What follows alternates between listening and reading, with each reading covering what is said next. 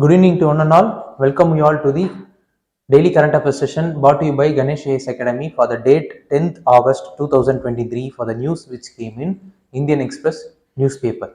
Okay, let's get straight into the today's current affairs session.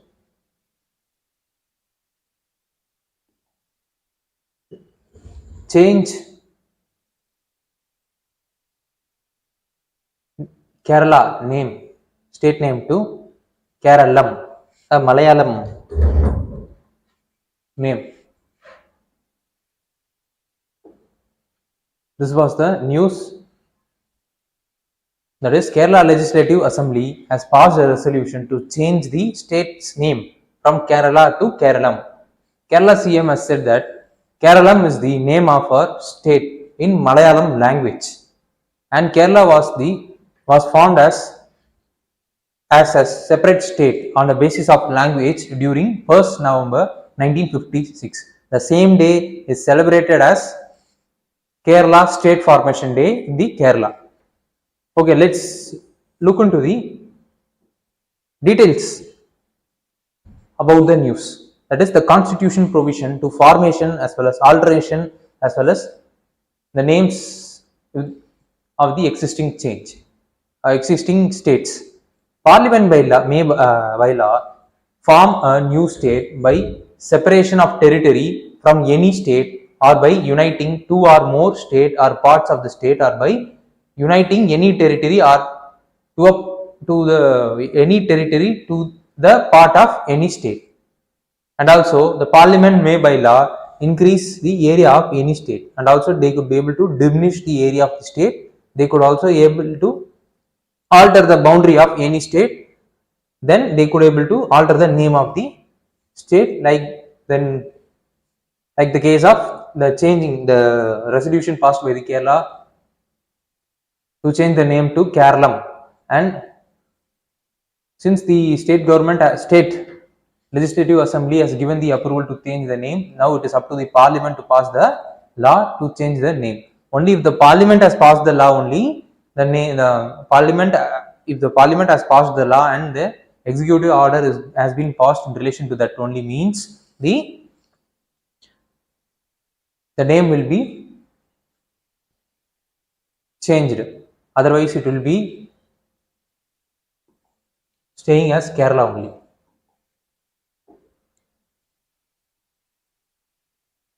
And then no bill for the above purpose which I have mentioned shall be introduced in either house of the parliament only on the recommendation of the president. No bill which contains any of the provisions which I have mentioned above could not be introduced in parliament without the approval of president. The proposal contained in the bill affects the area, boundary, name of any state. Then the bill has been referred by president. The bill has to be referred by the president to the state for its opinion. If the state is with the bill or against the bill, also the provision for asking the opinion of the state is that the state can give only the opinion. If the state is against the provisions of the bill which is being introduced by the parliament, means then there won't be any kind of effect in the bill which was introduced in the parliament. So it is just for the ceremonial purpose only. The bill has been referred by the state to the legislature, means for expressing its view within the period mentioned by the president. So after the period is over, after the particular period is over, the state is given its opinion, means then the opinion along with the bill will be introduced in the parliament, and the bill will be passed only if it is passed in the parliament. As I said, the opinion of the state does not have any kind of major impact in the bill which was introduced in the parliament. That's it. And then the act that contains the provisions in relation to the above part which I have said, it will involve certain amendments in the first schedule as well as the fourth schedule, and if the amendment is taking place because of these kinds of provision means, then that amendment will not be considered as the amendment according to the article 368. So this is what the details of the news is. So let's discuss about the reorganization of the state. The Linguistic Province Commission led by Justice S.K. Dar, that is Dar Commission, was established by Constitutional Assembly in 1948 to investigate whether linguistic provinces were desirable. But the Dar Commission advocated against the formation of linguistic state because it might lead to jeopardizing the efforts by the government to promote the national unity, and also it imposes certain administrative challenges. Following this, in 1948, the Congress, they themselves formed a committee known as JVP committee. J stands for Jawaharlal Nehru, V stands for Vallabhbhai Patel, and P stands for Patabi Sitaramaiah, to re-examine the issue, to study the issue again, whether there is any chance to form the states based upon the linguistic criteria. But the JVP committee also opined against the formation of the state based on the linguistic criteria. Then during 1952, a well-known independence fighter called Potti Sri Ramulu started his fast on October 19, 1952, but because of its stubbornness and its determination to achieve a separate state for the Andhra people, he died during the process of the fasting in 1952, December 15, 1952. It led to violent protest, and this movement was called as Vishalandhra movement. On December 19, 1952, the then Prime Minister Nehru finally made an announcement regarding the creation of Andhra state, the first state to be created in independent India with the linguistic criteria. Then Nehru established the State Reorganisation Commission, which included Fazal Ali, K.M. Panikar and Hridayanath Kunzuru. The commission recommended to redraw the boundary by linguistic principles. So, based upon the recommendation given by the State Reorganisation Commission, the State Reorganisation Act was formed. As a result of which, the state got formed on the linguistic lines. So this is the history in relation to State Reorganisation Commission. So what we needed to study further is, we should know about what does the national emergency and constitutional emergency means, and what is the role of the parliament and also the corresponding state legislative assembly during these kinds of emergencies, and also what is the role of president during this kind of emergency. These are all the things which we needed to know. Second is, we should know about the formation of Congress Provincial Committee in 1920 Nagpur session. So why it has been formed, the reason for its formation, we should be knowing it. Third is, we should know about regionalism. GS paper 1 society, there is a topic called regionalism. So we have to be aware of it along with the news as well as the details which we have seen in the previous slides. So let's discuss about the UPSC mains question. The reorganization of the state in India is an unfinished task. Discuss 250 words. So if there is any students watching the current affairs session live, please do comment answer point for the question which we are seeing right now on the board.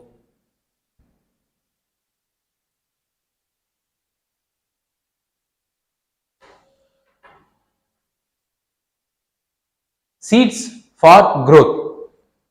The author has said that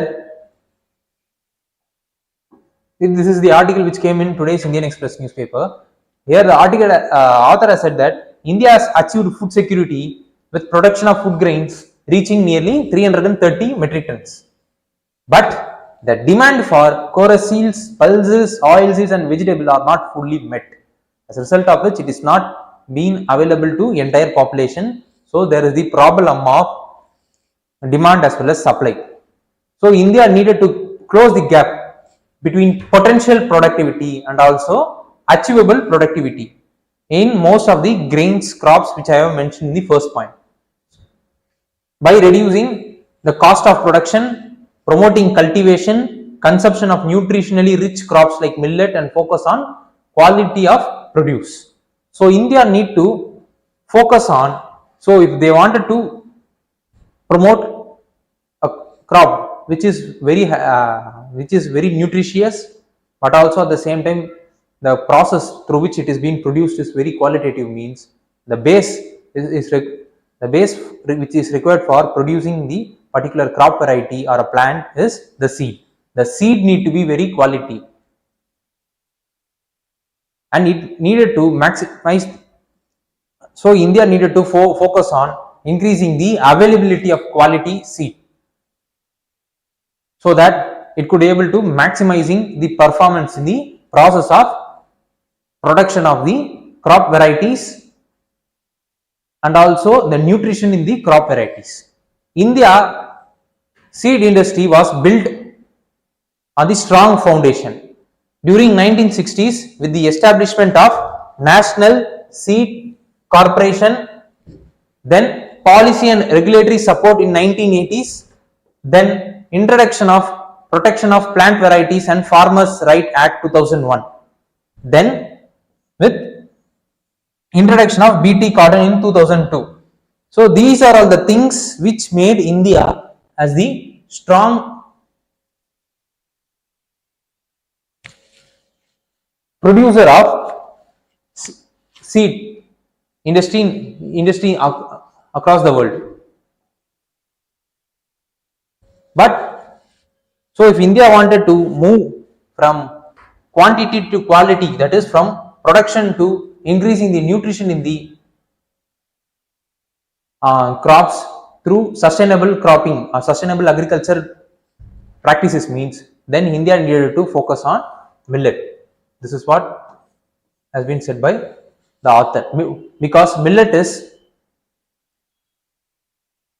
the drought resistant crop and also it could be produced in a sustainable way, and at the same time the millets will be increasing the nutrition of those people, those who are intaking it.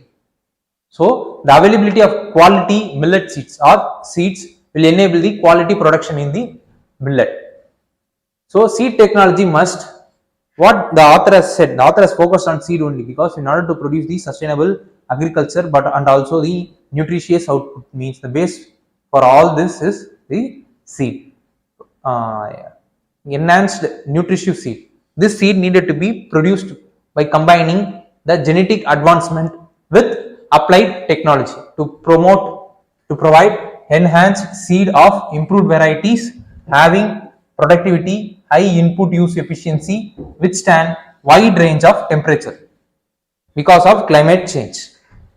This environment friendly technology would comprises of genetic manipulation in the seed varieties, then priming or physiological advancement protocols, film coating, seed treatment with bio or chemical pesticides, then biostimulant, then nutrient for higher germination, faster seedling establishment, etc. This environment friendly technological process which is used to produce seeds involve these kinds of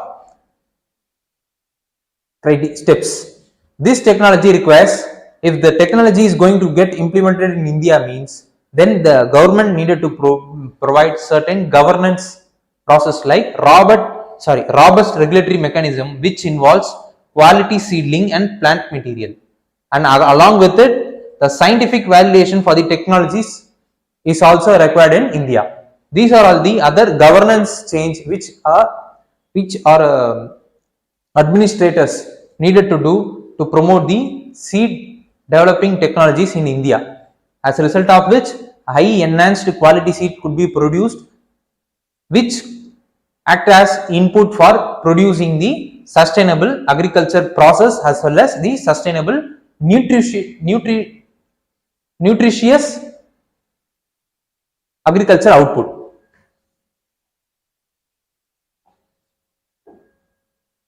Okay, let's get one step deep into the news. What does the National Seed Corporation, as mentioned by the author, means? It is the details of the news. In March 1963, National Seed Corporation was established in order to carry out production of the foundation and certified seed.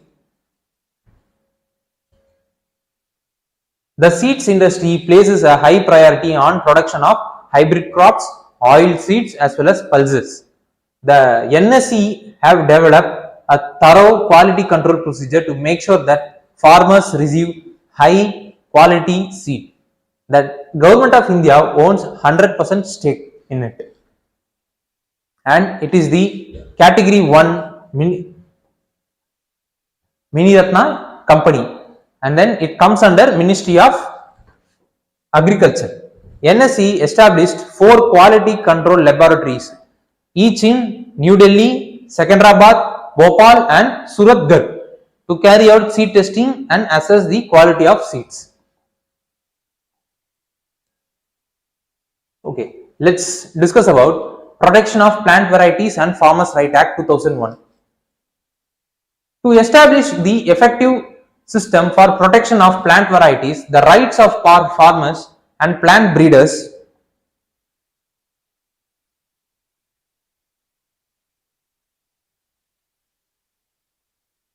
needed to be protected. So the act provides certain mechanism to protect the rights of the farmers as well as the breeders, and also it encourages the development of new variety of plants, and it recognizes and protects the rights of farmers in respect of their contribution made at any time in conserving, improving and making available plant genetic resource for the development of new plant varieties. And also they facilitate the growth of seed industry in India, which will ensure that availability of high quality seeds as well as planting material to the farmers. So it protects breeders' right. Breeders will have the exclusive right to produce, sell, market, distribute, import or export the protected variety. Then it also protects the researchers' right. The researchers, those who wanted to use any of the registered variety under the act for conducting experiment or research. And also the farmer's right. A farmer who has evolved or developed a new variety is entitled for registration and protection in a like manner as the breeder of variety. To implement this act, a protection of plant varieties and farmers' right authority has been formed. The chairperson is the chief executive of the authority. Besides the chairperson, the authority has 15 members as notified by the Government of India, and it comes under Ministry of Agriculture. So this is what the news is related to. So what we needed to study further is we should know about what does the BT cotton means. What is the gene that has been manipulated to produce BT cotton? What is the purpose of producing BT cotton? What is the status now with regards to the BT cotton? Second is we should know about Clean Green Mission. Third is we should know about the farm subsidy that has been given in India. Fourth is we should know about the cooperative farming and the cooperative society. These are all the other things which we needed to know. Fifth is we should know about the contract farming. What does the contract farming means? What is the positives as well as negatives are involved in it? These are all the other things which we needed to know. Okay, let's discuss about the UPSC prelims question. According to Indian Patents Act, a biological process to create a seed can only can be patented in India? No. The biological process to create a seed cannot be patented in India. So statement 1 is wrong. In India, there is no intellectual property appellate board. No, there is intellectual property appellate board. So go for appeal in case of any dispute in relation to the intellectual property rights. Third is plant varieties are not eligible to be patented in India. Yes, this statement is also correct. Answer is 3. The plant varieties are not patented under Patents Act in India. So statement C, statement 3, option C is the correct answer for the question. UPSC mains question. How do subsidies affect the cropping pattern, crop diversity and economy of farmers? What is the significance of crop insurance, minimum support price and food processing for small and marginal farmers? So please do comment answer point for this 15 mark question. It is the comment section. Food for cure. Recently the Lancet research study has produced a report in which it has established a link of undernutrition as well as increasing TB in India. TB means tuberculosis. It says that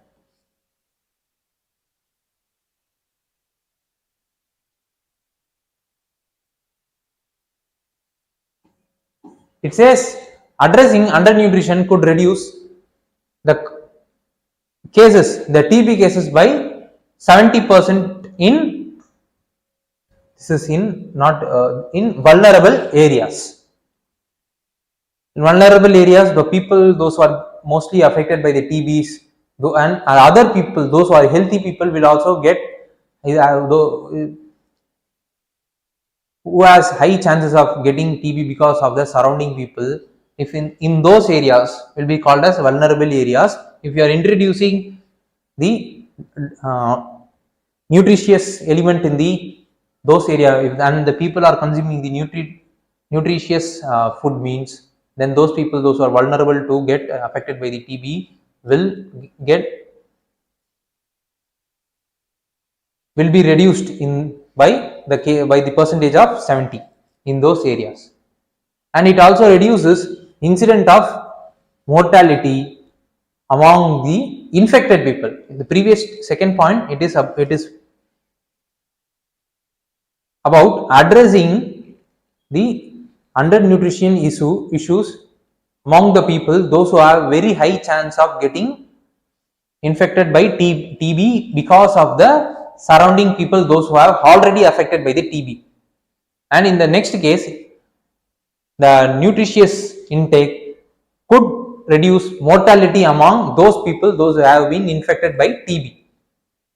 Fourth is the TB and its medication often reduces appetite. It could also lead to, at extreme case, lead to wasting, that is low weight for height. So if a patient, even if he is recovered from TB means, there is high chance that he may get again affected by the TB because of reduced weightage. The reduction in weightage without any strengthening means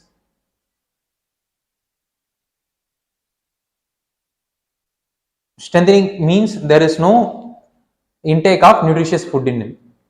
So there is high chance that even if a person or a patient has been recovered from the TB, will also get affected by the TB again. Okay, let's discuss about what does the TB is.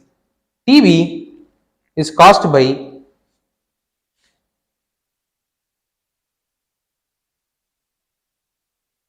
one minute.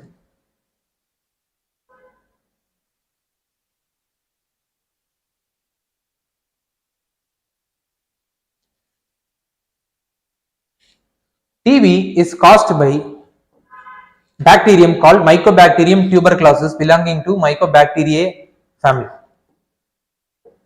TB most commonly affects lungs, which is called pulmonary TB, but it can also affect other organs called extrapulmonary TB. TB is a treatable as well as curable diseases. TB is spread from one person to another through air. When people with lung TB cough, sneeze or spit, they propel the TB germs into the air. The BCG vaccine, which was developed by two Frenchmen, Halbert as well as Calmet and Camille Guerin, by modifying a strain of Mycobacterium bovis, it was first used in human in 1921. But India used this BCG vaccine in a limited scale in 1948, and it became a part of National TB Control Program in 1962. And India is having a strategy to eliminate the TB called National TB Elimination Program. So India has taken a pledge that India will be eliminating the TB by 2025. So in line with the goal, the National TB Elimination Program has been aligned. It involves addressing all comorbidities and goes beyond medical intervention to tackle these social determinants of TB while minimizing access barriers to diagnosis and treatment. Through Nikshay Poshan Yojana, which we will be seeing in the next slide, next time down the slide. Through Nikshay Poshan Yojana, a nutritional support is extended to all TB patients for the entire duration of their treatment, rigorously working towards airborne infection control in hospital wards and outpatient waiting areas.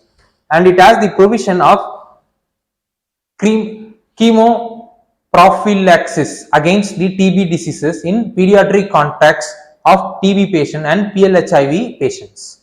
So these are all the important provisions in relation to National TB Elimination Program.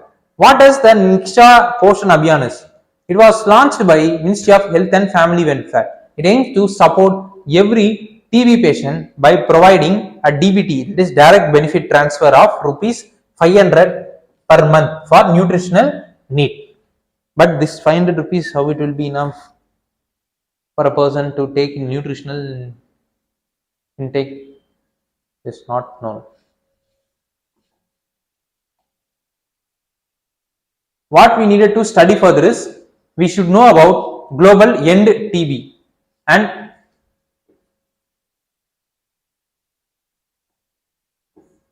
we should know about what does the national health policy is about.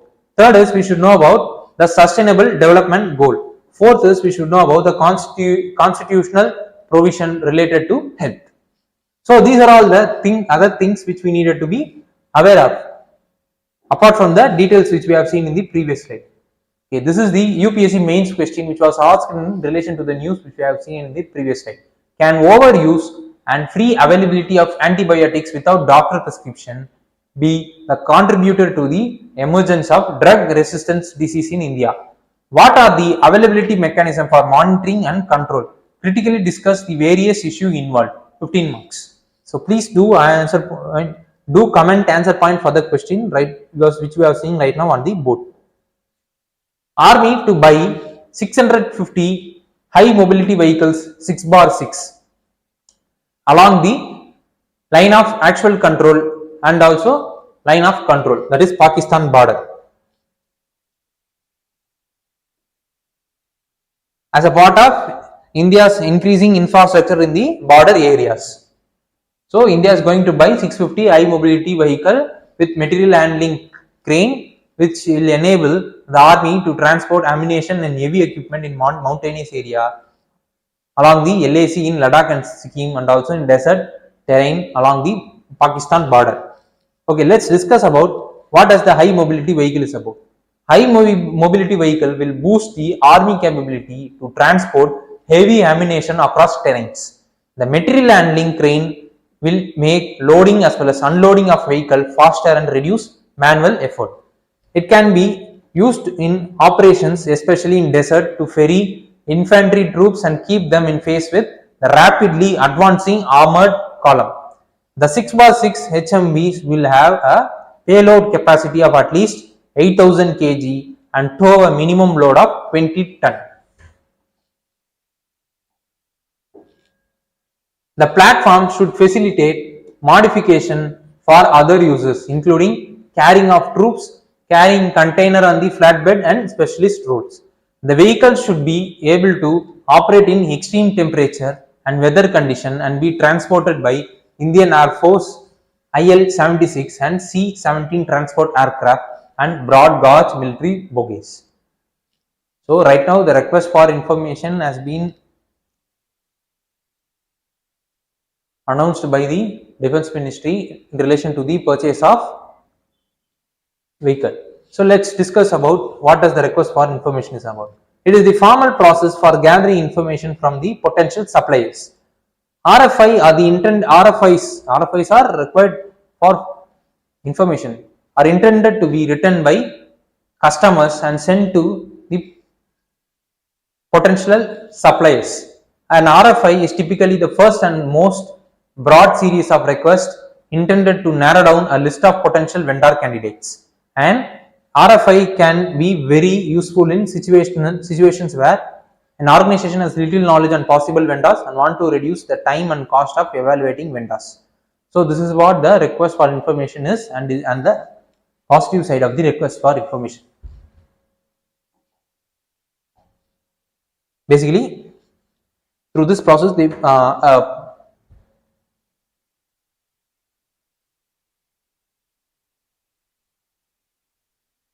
a buyer could able to know who are all the potential vendors at the short period of time. So what we needed to study further is we should know about what does IL-76 is about and what does C-17 transport aircraft is about. Second is we should know about the Defence Acquisition Council. What is its structure and what is its function and what is its objective. Third is we should know about what is buy and make model in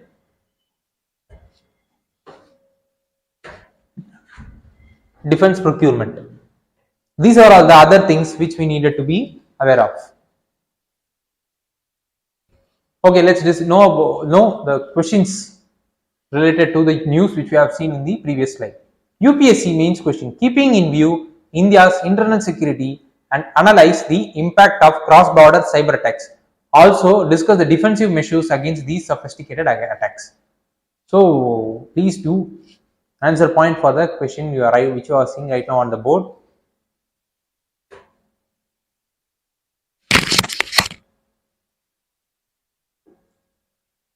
Center to offload nearly 50 lakh metric ton of wheat to open market. Why the center is going to offload 50 lakh metric ton of wheat in open market is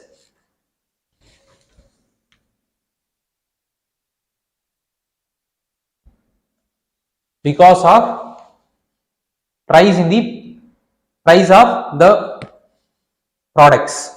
So what is the open market sales scheme through which the center is going to offload the certain amount of wheat in the to the market? It is the procurement of food grains like wheat and paddy for the central pool happens in Rabi and Kharif marketing season by the Food Corporation of India and State Corporation according to the procurement estimates finalized by Government of India before the harvesting season. And these purchases happen as per the minimum support price announced by Government of India and also state procurement price announced by the corresponding states. From the central pool, the government has to set aside wheat and rice for the 80 crore beneficiaries under National Food Security Act. So under the open market sales scheme, the Food Corporation of India from time to time sells surplus food grain from central pool, especially wheat and rice in the open market to traders, bulk customers, retail chains and so on at the predetermined price. The corporation does this through e-auction where open market bidder can buy specified quantity at a price set at the start of the cycle and revised continuously. Usually the state will also be participating in the scheme, but they will be participating without actually participating in the auction. Why the state wanted the extra food that is available through open market sales scheme is because of the promissory have been which they have given to those people before coming to power. So to fulfill their promises by giving the welfare by through welfare measures, so state governments will need some extra amount of cereals apart from the cereals which was allocated to them through Food Corporation of India. Food Corporation of India's central pool. The idea is to activate the open market sales scheme during the lean season. The time or that is the reason why they wanted to implement open market sales scheme is to regulate the price as well as the product and also the supply in the market during the time of lean season.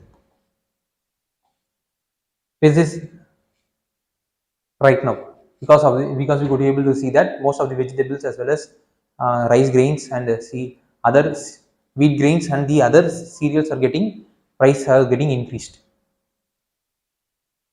Food Corporation of India, it is a public sector undertaking under Department of Food, Public Distribution, Ministry of Consumer Affairs, Food and Public Distribution.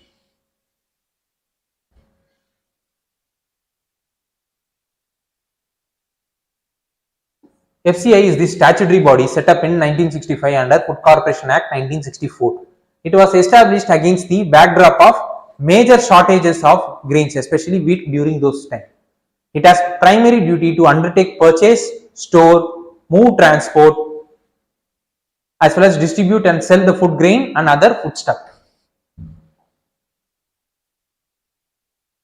So this is what the details in relation to Food Corporation of India and open market sales scheme is about. So what we needed to study further is we should know about what does the wheat is. So what is the geographical environmental requirement that is needed to produce a healthy wheat. Second is we should know about what is the minimum support price and what is the procurement price and which commission is responsible for recommending the minimum support price to the government of India and who is responsible to decide the final minimum support price. That is the thing which we needed to know. Third is we should know about food and Agriculture Organization of the United Nations, and also we should know about World Food Program.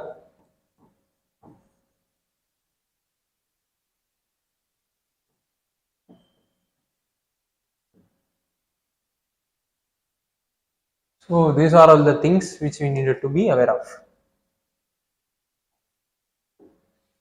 So let's discuss about the UPSC prelims question. In case of all cereals, pulses and oilseeds, the procurement at MSP is unlimited in any state or union territory. No, it is not unlimited for pulses and oilseeds. It is limited.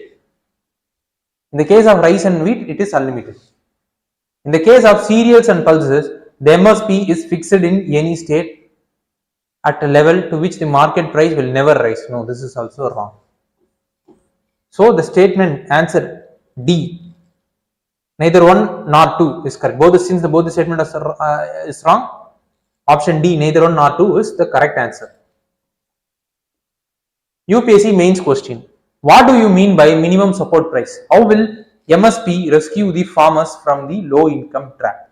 So I want those students, please do comment answer point for the question which you are seeing right now on the board, so that we could able to enrich our own viewpoint and also we could able to learn from each other and we could able to grow as a whole. So please do comment answer point for the question which you are seeing right now on the board. So with this, we have reached the end of the session.